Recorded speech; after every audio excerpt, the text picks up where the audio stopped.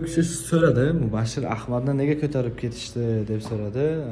Bu narsani ochig'i aniq ma'lumot bilmayman, lekin qiziqib ko'rib, kattaroq video ishlashga harakat qilaman. O'zi bilganimcha qisqacha aytib o'tishga harakat qilaman. Bunaqa ijtimoiy tarmoqlarda, YouTube'larda chiqarib gapiradigan hali ko'p domlalar, 2-3 ta domlalar ketadi yaqinda 1-2 oy ichida. 2-3 ta domlalarni ko'tarib ketishadi. Va Mubashshir Ahmadning YouTube'larda Azon Globalmi shunaqa kanallari bor edi va u yerda xalqni qo'zg'atuvchi ko'p so'zlar ishlatilgan va shu uchun bu konstitutsiyada mumkin emas, hech qaysi dinga o'zi targ'ib qilish mumkin emas, hech kimni hech qaysi dinga majburlash mumkin emas. Va shu qonunlarni buzgan va bunaqa nimalar o'zi ko'p, juda ko'p chiqyapti YouTube'da va ularga like bosishni ham, kommentariy izoh yozishni ham hech kimga tavsiya qilmayman. Ko'tarib sizlarni ham birga ko'tarib ketishlari mumkin.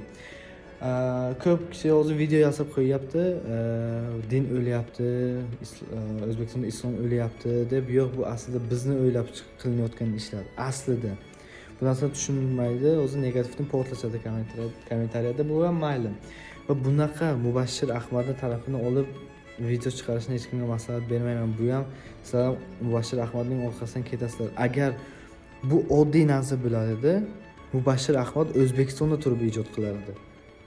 O'zbekistonda turib ijod qiladi. Balkim ijodini O'zbekistonda davom ettirib, keyin Turkiyaga borganda ochig'i aniq ma'lumotim yo'q. Men Mubashshir Ahmadning umuman videolarini ko'rmayman. Bilar edimki, negaki bu ketadigan videolar, negaki 1-2 marta eshitib o'zi bilgan edim bu xavfliligini.